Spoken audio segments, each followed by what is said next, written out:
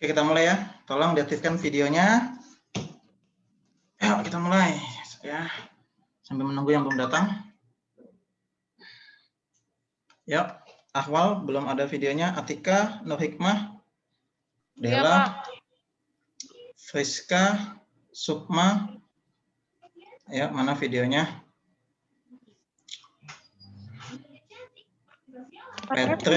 Petrus belum ada juga. Oke, Petrus sudah, Atika sudah. Ahwal masih di jalan ya tadi itu ya? Nur Hikmah, maaf Pak, jaringan kurang baik mah. Nur Hikmah ada? Maaf Pak, masih di jalan. Oke, hati-hati di jalan ya. Iya Pak. Oke, kita mulai aja ya. Baik, bismillahirrahmanirrahim. Assalamualaikum warahmatullahi wabarakatuh. Waalaikumsalam warahmatullahi wabarakatuh. Selamat sore semua, sehat kalian? Alhamdulillah ya. Oke. Minggu lalu kita sudah belajar definisi media pembelajaran ya. Di definisi media pembelajaran di situ kemarin saya sedikit menyinggung mengenai pada hakikatnya belajar merupakan proses komunikasi ya. Saya sudah menyinggung itu, kalian ingat itu? Benar ya? Belajar merupakan komunikasi pada hakikatnya gitu. Nah, hari ini nanti itu nyambung sama yang akan kita bahas pada hari ini. Apa yang akan kita bahas hari ini? Ada 3 hal ya, ada 3 hal. Ya, jadi yang kita bahas adalah sejarah, klasifikasi dan jenis media pembelajaran ya. Dari klasifikasi nanti muncul jenis secara umum gitu ya. Nah, saya akan share e-learning saya. Ini tolong Nurmaidah, Kama, Nadia, Friska, Dela, Sukma, belum ada videonya nih. Ayo tolong sebagai bukti kehadiran. Saya udah hidupin kamera, Pak. Iya, Pak. Oh iya kah? Ini nggak ada wajah kalian nih. Friska sama Dela belum ada. Ah, ini Friska sudah. Atau kamera depan kalian ya? Nggak ada nih. Suara saya delay nggak? Enggak kan? Enggak, Pak. Enggak ya. Oke, Friska sudah ada wajahnya. Nadia sudah, Dela belum ada, Sukma belum ada. Siti Rabiah belum ada juga. Kama belum. Sudah ada, Pak. Siti Rabiah. Mana videonya nih Siti Rabiah belum ada. Sebentar, Pak. Cari jilbab dulu, Pak. Iya, cari jilbab dulu ya. Silakan cari jilbab dulu. Oke, sip. Oke, saya akan share yang akan kita pelajari. Oke, Kama, ready? Oke, sip. Oke. Kelihatan tampilan ini?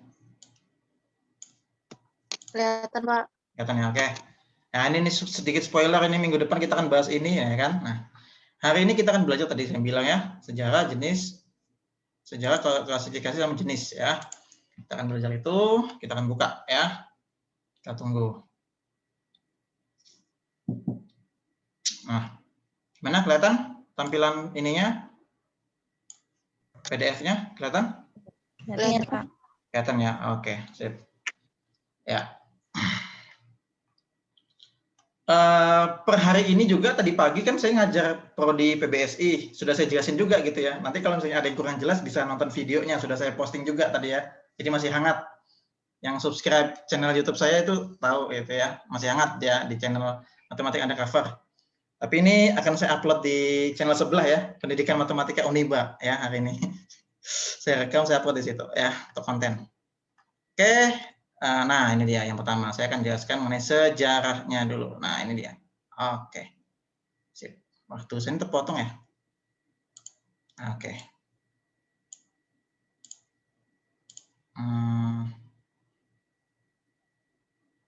Saya. Oke. Sip. Oke. Kelihatan ya ini? Hello, anybody? Kelihatan, Pak. Oke, sip. Kelihatan, Pak. Yes. Kelihatan, Pak. Oke, jadi ini kita sedikit menyinggung mengenai kapan munculnya media pembelajaran atau istilah media pembelajaran yang kita kenal hingga saat ini ya. Nah, ini sudah saya rangkum ya. Jadi pada awalnya ya, pada awal sejarah pendidikan istilah media pembelajaran itu tidak dikenal. Nah, ini kan sudah saya singgung minggu lalu ya. Ada dua kata gitu kan. Dua kata, media dan pembelajaran. Nah, dulunya itu cuma media gitu. Belum masuk dalam dunia pendidikan atau lebih khusus ke pembelajaran. Jadi dulunya istilah media pembelajaran belum dikenal ya. Nah, dulu juga ya dalam dunia pendidikan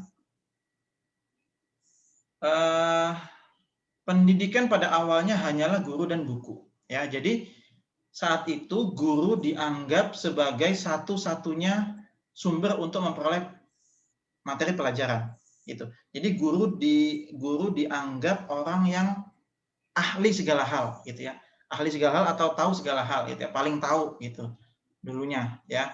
Namun kan sekarang ini kan tidak gitu kan. Nah, kita belajarnya saya share, kalian kita interaksi, kalian ada yang tahu, kalian sampaikan ke saya, kita bertukar pikiran. Nah, sekarang kan begitu. Kita lebih humanis, lebih memanusiakan manusia atau lebih memanusiakan siswa kita atau mahasiswa. Nah, dulu itu enggak gitu. Guru ya sumber utama belajar gitu.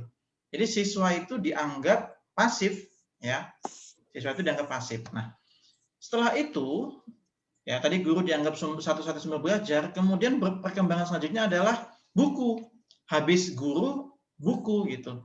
Ya tidak menutup kemungkinan guru kan usianya bertambah, bisa jadi dia entah itu lupa atau ada khilaf ya, khilaf penyampaian materi. Jadi sumber selanjutnya adalah buku. Jadi guru dan buku adalah sumber utama dalam pembelajaran saat itu. Nah, pada masa adanya buku saat itu ya dikenal ada tokoh namanya John Amos Comenius yang tercatat ya, ini erat kaitannya kalau di mata kuliah teori bilangan saya bilang ya, ini orang Eropa itu sangat berkembang sekali saat itu ya. Jadi tercatat sebagai orang pertama yang menulis buku bergambar ya.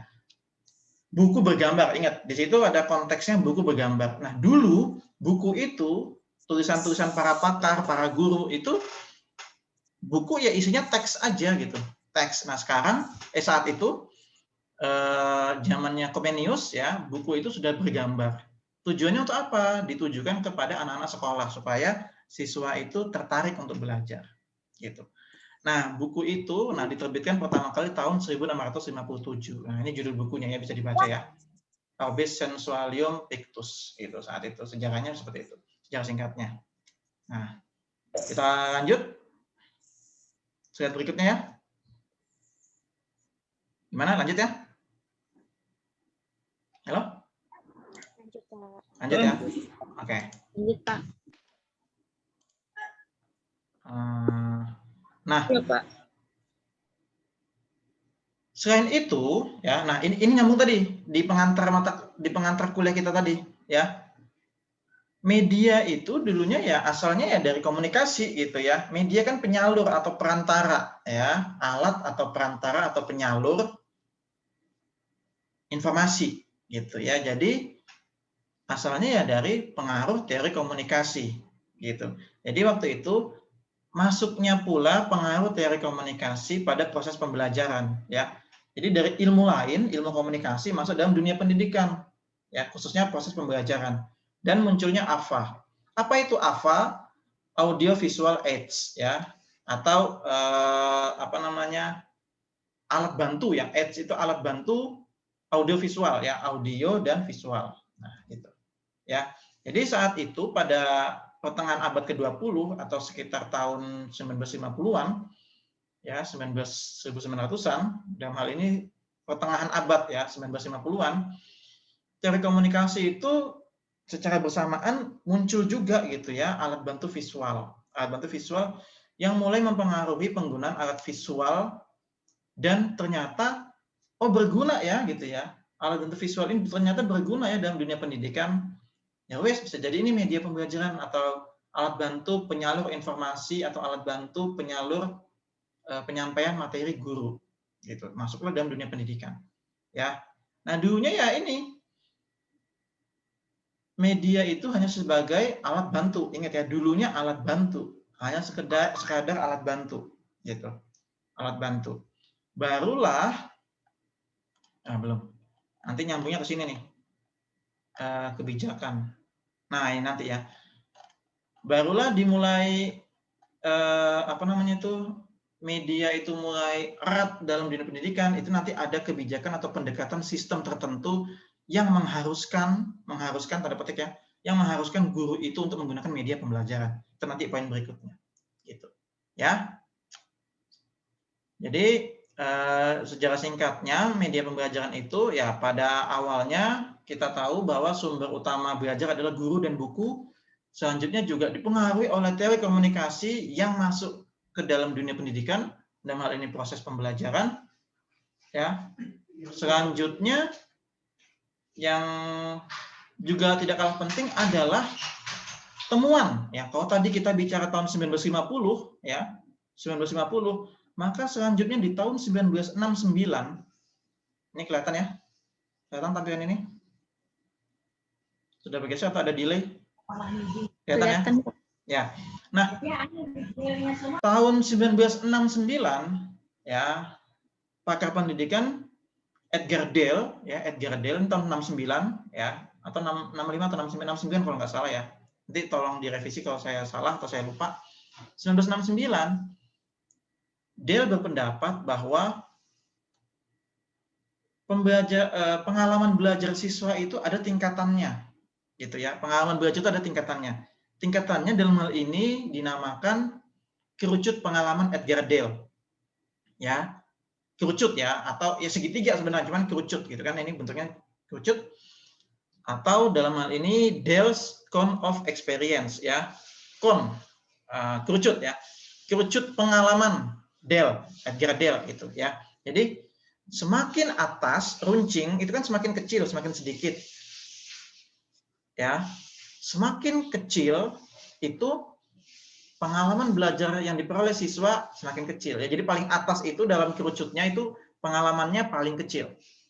Ya, yang paling bawah itu paling besar, pengalaman belajar paling besar. Nah, kita bedah satu persatu.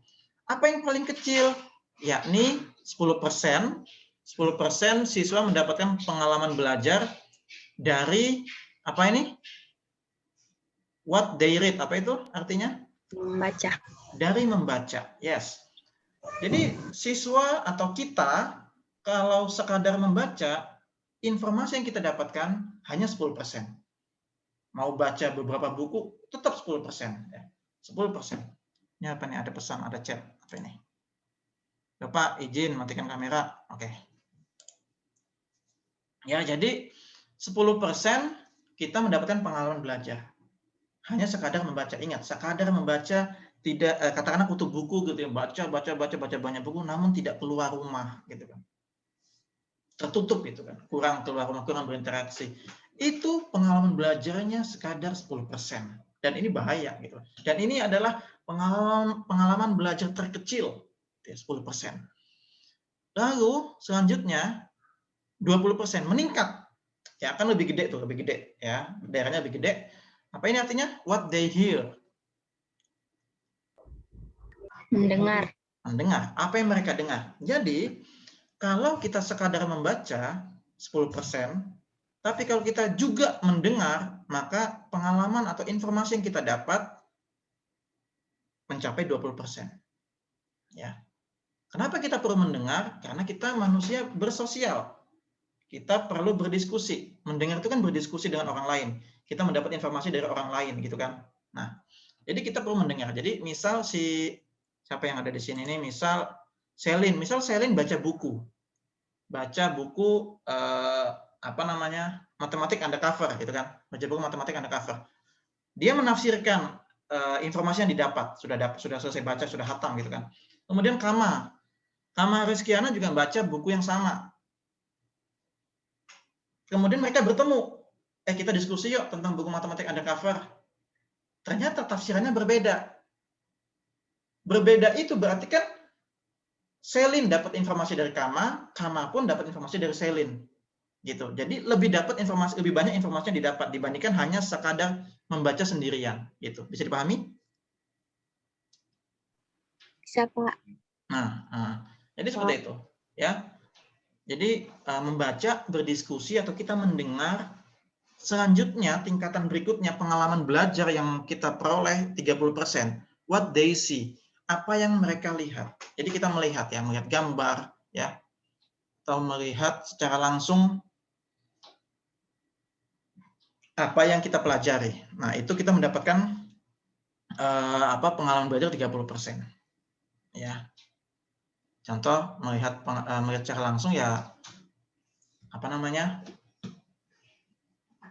entah itu menggunakan media gitu ya, miniatur misalnya. Misal kita dikasih gambar di buku gitu ya, di buku itu ada gambar matahari gitu kan. Gambar matahari, gambar planet, Merkurius, Saturnus gitu. Dari gambar kita bisa ternyata planet Saturnus seperti ini ya gitu kan. Meskipun kita tidak bisa lihat secara langsung, namun sudah digambarkan di buku. Dengan melihat kita bisa mendapatkan sumber informasi yang lebih jelas. Ya, termasuk ini saya mempresentasikan ini, kalian melihat pasti lebih mudah mendapatkan informasi dari saya dibandingkan kalian cuma mendengar dari saya. Saya ngomong tanpa saya presentasi mungkin nggak dapat, tapi kalau saya ngomong plus menyajikan presentasi itu kalian dapat. Gitu. Apa yang mereka lihat, gitu ya. Termasuk misalnya tadi kita melihat katakanlah siapa ini di sini ada Siti Rabiah ya, Siti Rabiah mendeskripsikan kota Siti Rabiah kalau boleh tahu dari mana daerahnya asalnya? Samboja, Pak. Samboja. Siti Rabiah mendeskripsikan daerah Samboja, gitu kan. Terus ditulis gitu ya, nulis cerpen misalnya ya, dia kan prodi PBSI gitu kan.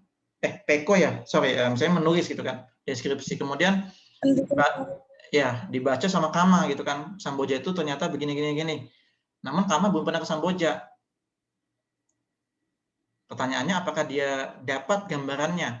Mungkin dapat, tapi 10%, sekedar 10 membaca. Tapi kalau dia lihat langsung lebih banyak begitu. Sederhananya seperti itu.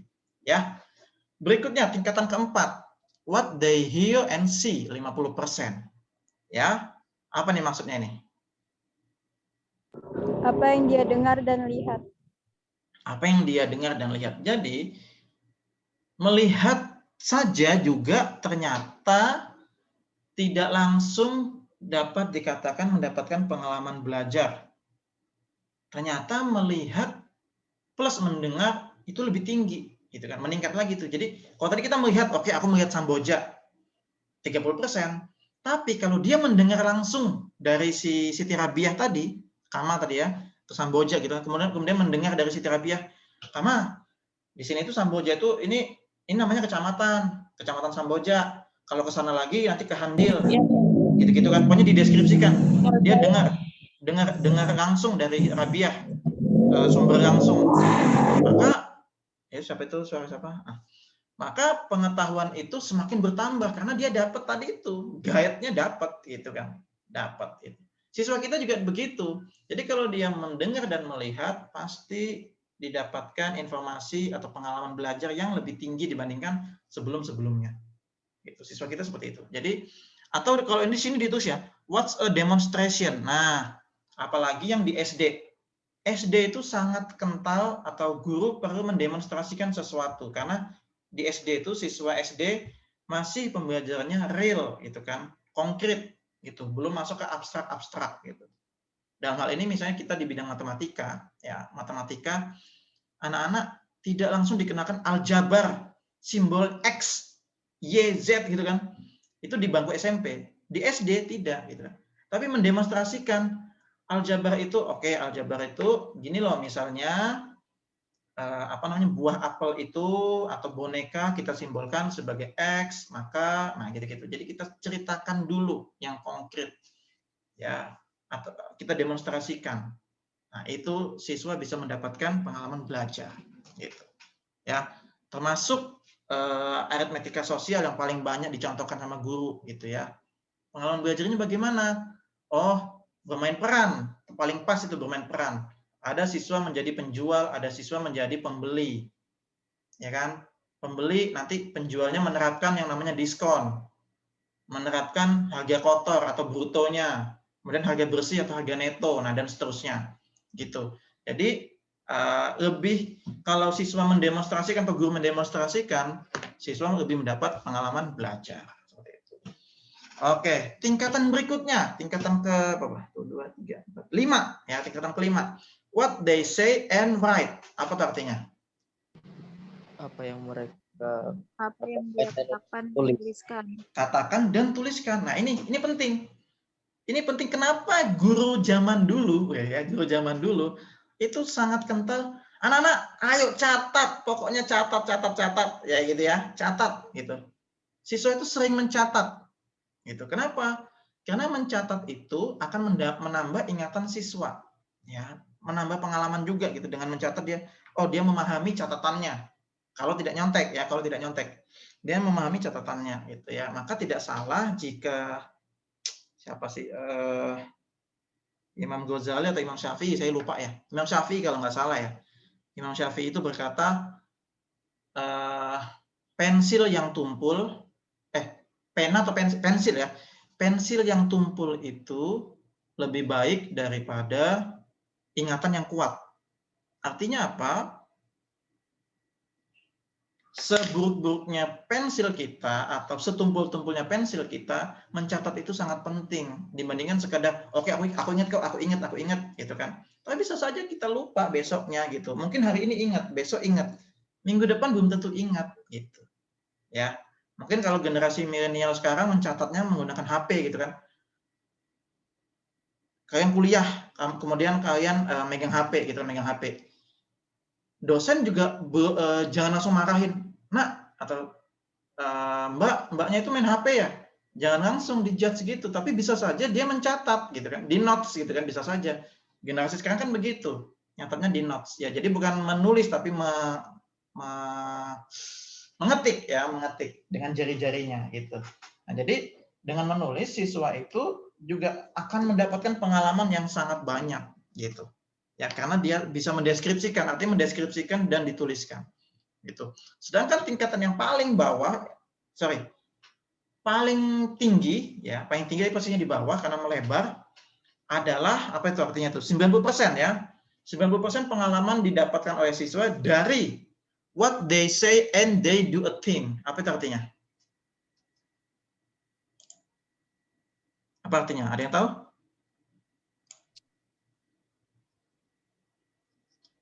Halo, apa itu artinya tuh? What they say as they do a thing. Apa yang mereka lakukan sambil mengerjakan sesuatu. Apa yang mereka lakukan? Lakukan sambil apa yang mereka katakan sambil mereka mengerjakan sesuatu.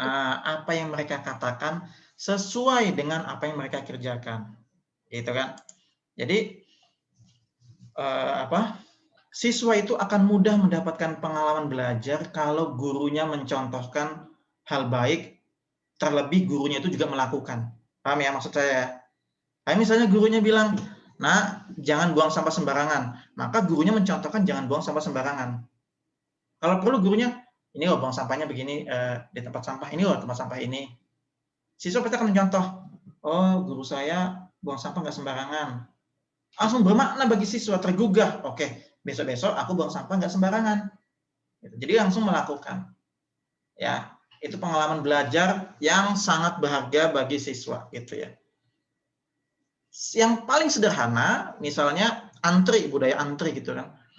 Anak-anak ayo kalau misalnya beli barang di kasir misalnya gitu ya, atau ada event tertentu membeli tiket misalnya, kalian harus antri, budayakan antri gitu. Namun ternyata kitanya nggak antri, ya siswa pasti nggak antri gitu.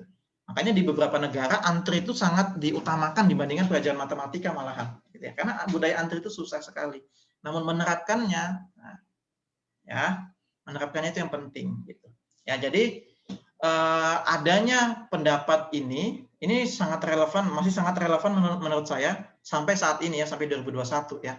Jadi pengalaman belajar yang diperoleh siswa ada tingkatannya. Nah, posisi media di mana? Ya media pembelajaran bisa masuk di semuanya. Namun mana yang berpotensi? Oh, yang pertama buku. Buku itu sumber belajar. Berarti hanya memberikan 10%. Gitu. hear atau mendengar. Mendengar bisa dari televisi, bisa dari radio. Oh, ternyata siswa itu mendapat informasi 20%. Melihat gambar, melihat channel YouTube misalnya gitu kan, melihat artikel, dapatnya 30%. Gitu. Mendemonstrasikan sesuatu, mentutorialkan sesuatu 50% dan seterusnya. Sampai melakukan atau menerapkan ya, perform a presentation atau do real thing ya, melakukan sesuatu ya. Jadi itu pengalaman belajar yang sangat berharga bagi mereka gitu ya. Jadi ini termasuk dalam sejarah perkembangan media. Kenapa media itu penting dalam dunia pendidikan ya. Jadi terkait dengan pengalaman belajar siswa gitu. Barangkali sampai sini ada pertanyaan sebelum kita lanjut ke salindia berikutnya, slide ya, salindia berikutnya gitu ya. KBBI, salindia berikutnya. Ada pertanyaan barangkali sampai sini? Ada? Cukup jelas? Jelas, Pak. Jelas, Pak. Oke, sip. Alhamdulillah ya kalau saya jelasin sangat jelas. Tapi juga saya sesekali butuh butuh pancingan pertanyaan gitu ya. Biar kita interaktif gitu, biar asik gitu ya. Oke, lanjut. Nah, tadi sudah 3 poin ya. Jadi ada belajar itu tingkatan pemahamannya ada klasifikasinya gitu ya. Kerucut pengalaman Edgar Dale. Lalu masuknya teori komunikasi. Lalu dulu itu guru dan buku merupakan sumber utama belajar. Selanjutnya apa lagi? Perkembangan media pembelajaran itu. Selanjutnya, nah ini dia.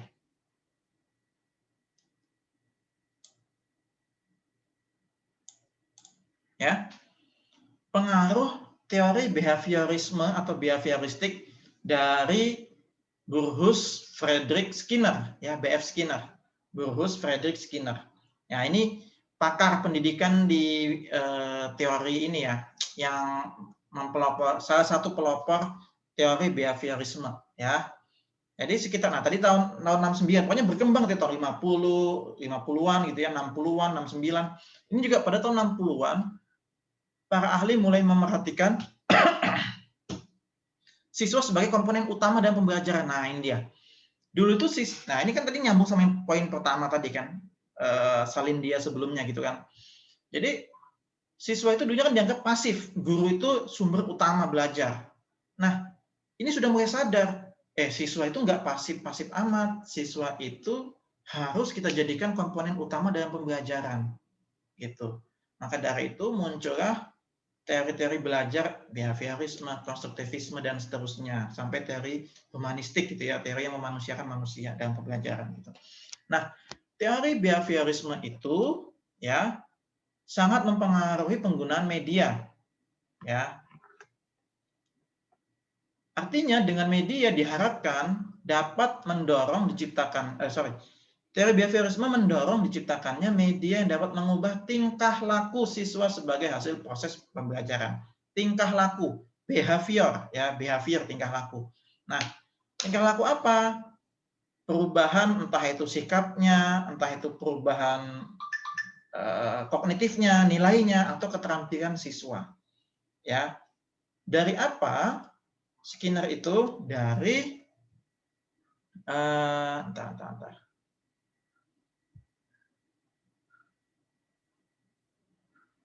ya, teorinya itu namanya SR ya, S dan R. Mungkin kalian sudah pernah dengar ini di mata kuliah sebelumnya barangkali, atau mata kuliah dosen lain.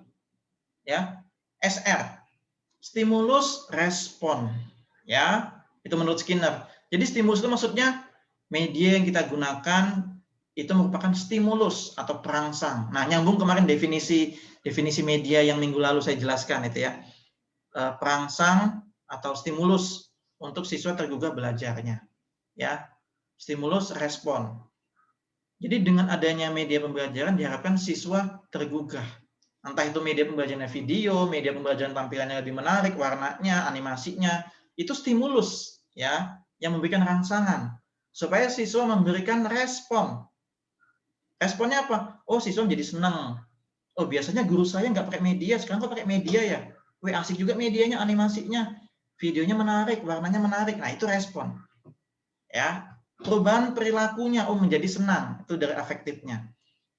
Bisa jadi dari situ dia senang, tergugah untuk belajar, semangat belajar, ya, sehingga pas dia serius, jadi serius belajar, suka membaca, bisa jadi hasil belajarnya meningkat atau keterampilannya meningkat, itu, ya, itu dari Skinner, gitu ya, teori.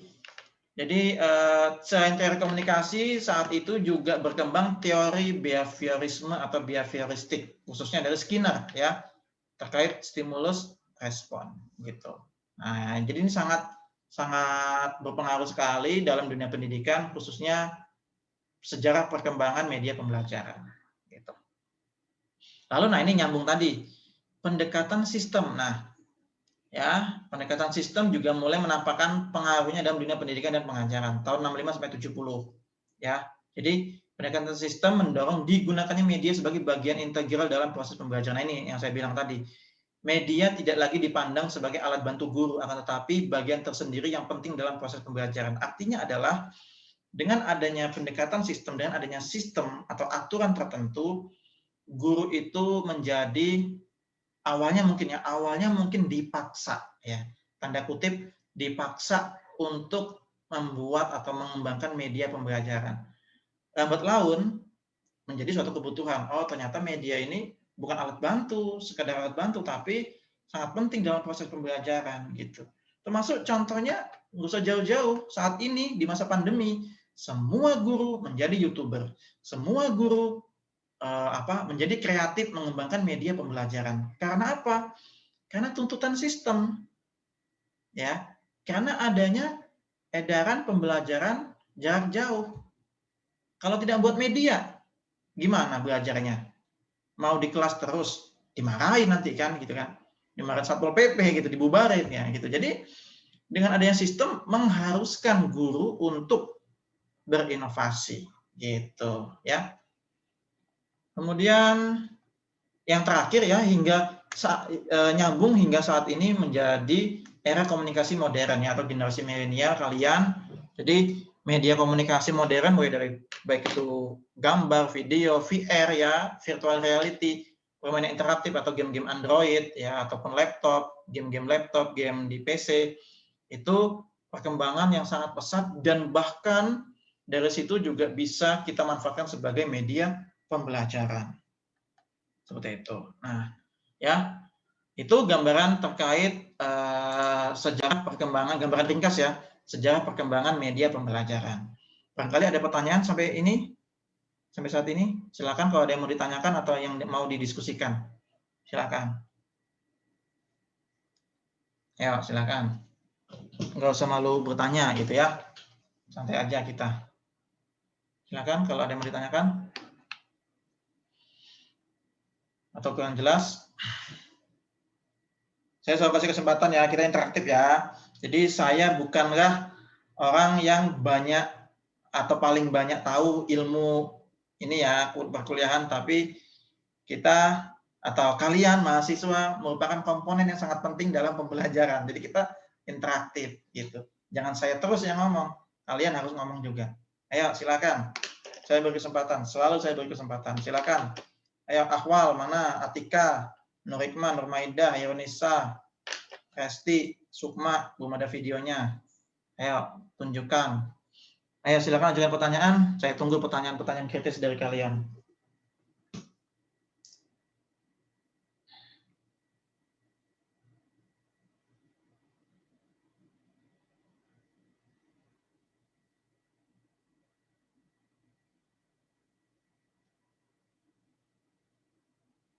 Nggak ada? Nggak ada ya? Terlalu jelas ya? Nggak ada pertanyaan?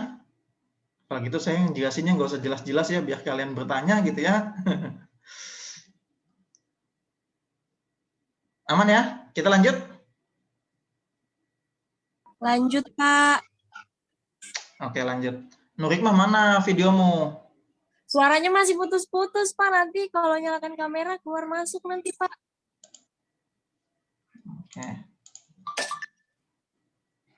Oke ya, kita lanjut ke Aman ya sejarah perkembangan ya. Nanti kalau UTS andaikan muncul soal seperti itu, kalian meringkas sejarah perkembangan siap loh ya. Ya, atau nonton ulang gitu ya, belajar. Ini kan direkam juga gitu. Ya. Kita lanjut klasifikasi ya.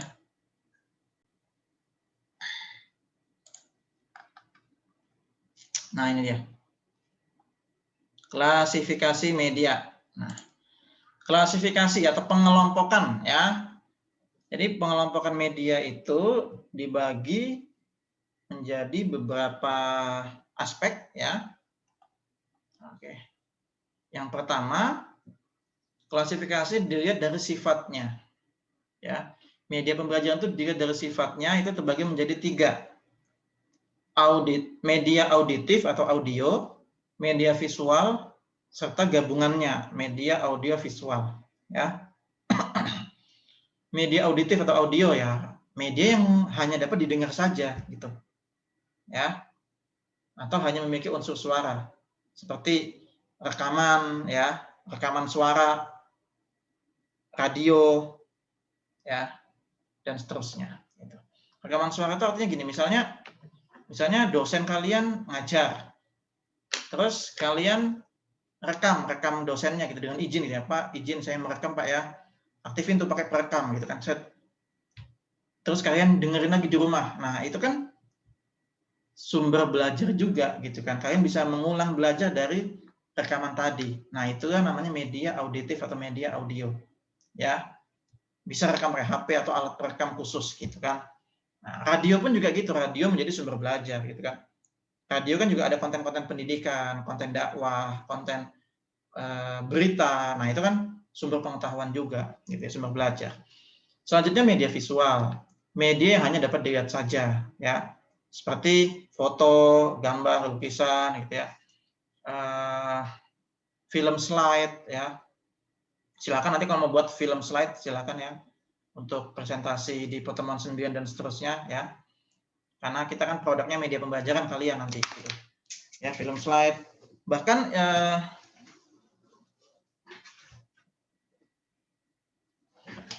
Bahkan presentasi saya ini menggunakan media visual, ya kan? Ini saya visual, gambar aja gitu.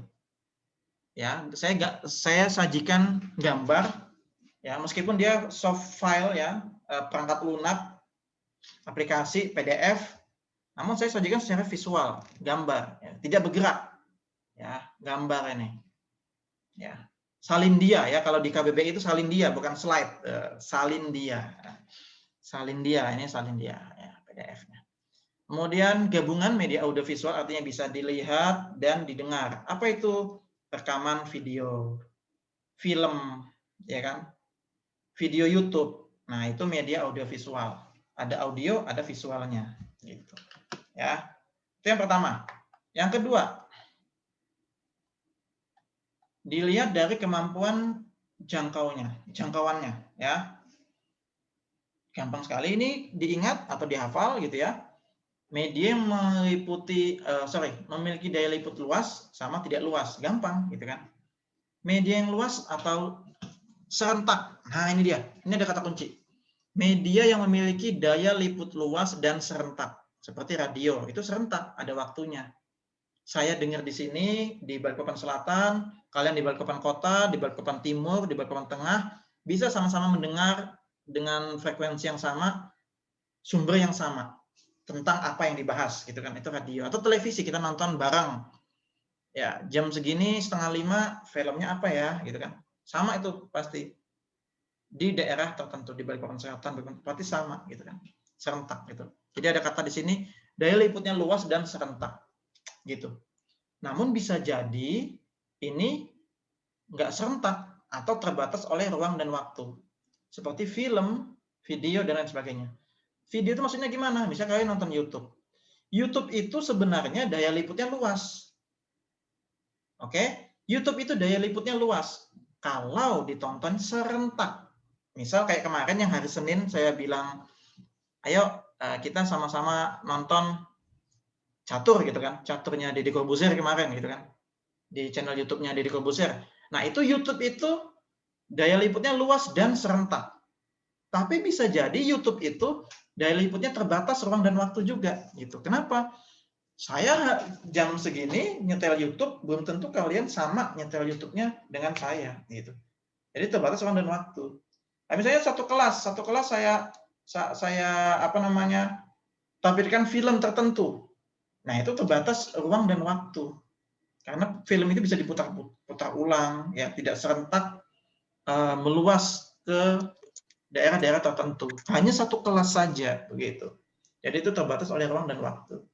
Ya, seperti itu. Bedanya ya, beda. Jadi ada yang luas dan serentak dan terbatas oleh ruang dan waktu, seperti itu. Yang ketiga, dilihat dari cara atau teknik pemakaiannya. Nah, ini gampang juga dihafal ya. Media yang diproyeksikan sama media yang tidak diproyeksikan. Ya. Media diproyeksikan ya seperti slide atau film slide atau salin dia, PowerPoint gitu kan. Media transparansi. Ini saya juga tampilkan ya, memproyeksikan gitu kan. Kemudian proyeksinya bisa menggunakan LCD, bisa menggunakan OHP, overhead projector. Mungkin sudah nggak ada ya OHP ini ya, mungkin sudah nggak ada, bukan zamannya gitu ya. Kemudian ada juga media yang tidak diproyeksikan seperti gambar, foto, lukisan, radio. Nah, radio atau YouTube itu juga tidak diproyeksikan, gitu ya.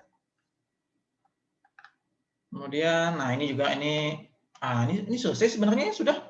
Nah ini secara umum ya, media digambarkan berdasarkan bentuk dan cara penyajiannya. Ada media grafis, ada media proyeksi diam, ya kita proyeksikan namun diam seperti PowerPoint kita proyeksikan dia diam. Ada yang kita proyeksikan namun bergerak, kita proyeksikan film, ya kan? Ada juga media audio visual yang diam, audio visual atau serangkaian gambar yang bergerak, motion picture, ada televisi, ada multimedia. Nah, ini pengelompokan apa namanya? Lebih ini ya. Terpisah-pisah lagi ya, lebih detail lagi ya. Yang terpenting di sini multimedia. Multimedia itu artinya banyak media itu media pembelajaran. Jadi maksudnya multimedia itu media yang banyak ya. Jadi kayak misalnya dosen kalian ngajar menggunakan pakai menggunakan PowerPoint ya, menyiapkan laptop, menyajikan PowerPoint-nya menggunakan LCD. Nah, itu multimedia. Ya, multimedia gitu ya. Menggunakan perangkat lunak dan perangkat keras. Perangkat kerasnya laptop dan LCD, perangkat lunaknya PowerPoint atau PDF-nya. Termasuk hari ini saya mempresentasikan ini multimedia. Saya menggunakan YouTube juga nih, ya tadi musik saja.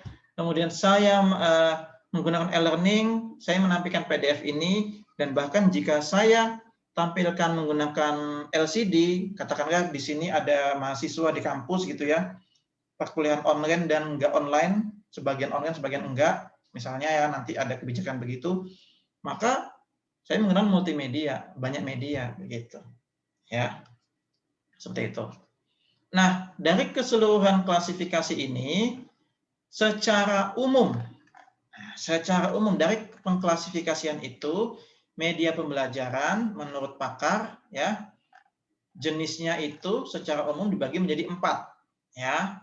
Ini menurut Asyar, menurut Arsyad, menurut Rusman, menurut Munadi ya. Itu media terbagi menjadi 4, yakni media audio yang suara saja, media visual atau gambar saja, lalu audio visual atau gabungan ya, serta multimedia yang banyak media tadi.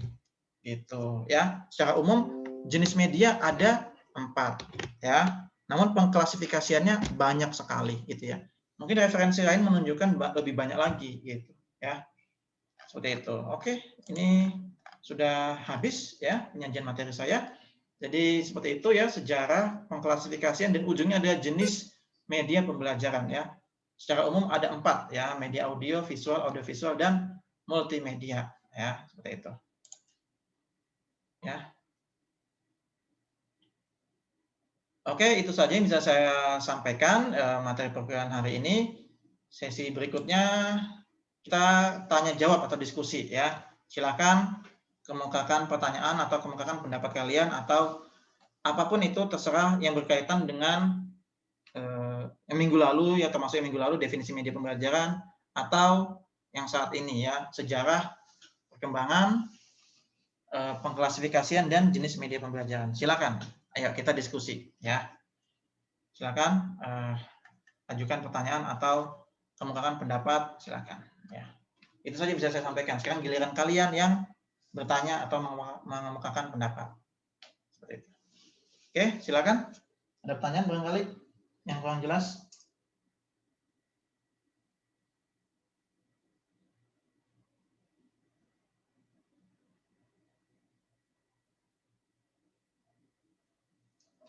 Ayo, ada pertanyaan apa tidak? Silakan.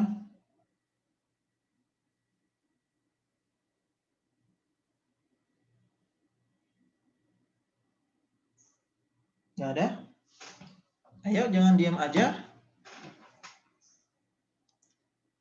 Bingung saya kalau kalian diam ini. Soalnya diamnya perempuan ini kebanyakan perempuan gitu ya. Diamnya perempuan kan iya gitu ya. Saya bingung gitu. Ya, silakan ajukan pertanyaan. Nggak ada pertanyaan kah? Ayo, ada pertanyaan atau tidak? Adinda, Sukma, Dia, Jihan, ayo. Nanti kalau nggak ada saya kasih pertanyaan yang sulit dan nggak bisa jawab, awas lo ya.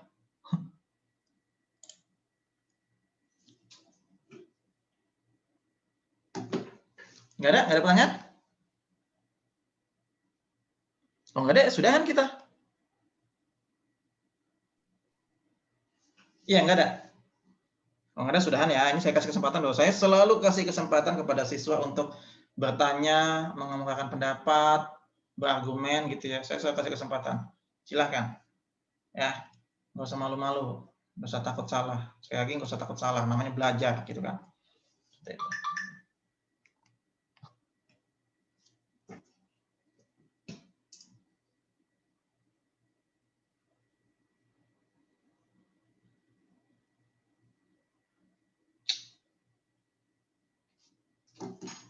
Ada?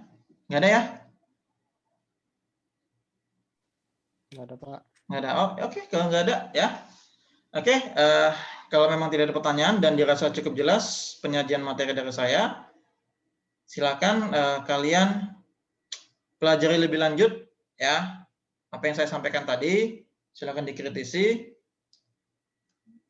Jika nanti ada kekurangan, ya tentunya ada kekurangan ya. Silakan kalian komentari atau berikan pendapat di pekan-pekan berikutnya, ya di pertemuan berikutnya, gitu. Ya. Kemudian saya juga selalu mengingatkan kepada kalian dari sekarang segera mengonsep ya, membuat konsep media pembelajaran yang akan kalian buat, ya, media pembelajaran yang akan kalian buat, yang akan kalian presentasikan di pertemuan 9 hingga pertemuan 15, ya. Karena setelah UTS nanti kita akan presentasi media pembelajaran buatan kalian, karya kalian sendiri, ya. Yang ekonomi buat masing-masing, nanti langsung presentasi satu persatu. Sedangkan yang matematika nanti satu kelompok 2 orang, ya, satu kelompok 2 orang. Silakan buat media pembelajaran dan dipresentasikan medianya ya. Ini terbuat dari apa, bahannya apa, keunggulannya bagaimana, materinya bagaimana. Nah, silakan dikonsep dari sekarang. Ya, sebagaimana kontrak kuliah yang saya sampaikan. Boleh mengonsep dari sekarang, karena membuat media itu susah-susah gampang. Tidak langsung jadi dalam waktu beberapa jam ya. Butuh waktu dari sekarang, jadi bisa dipikirkan. Ya, itu proyeknya ya, proyek media pembelajaran. Seperti itu. Ya. Once again, ada pertanyaan?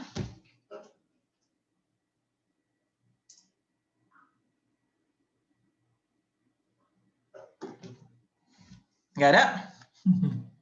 Kenapa kalian ini nggak mau bertanya gitu loh? Aduh. Nggak ada ya? Oke, sudah. Kalau nggak ada, saya akhiri perkuliahan hari ini ya. Saya akhiri perkuliahan sore hari ini. Yes, oke.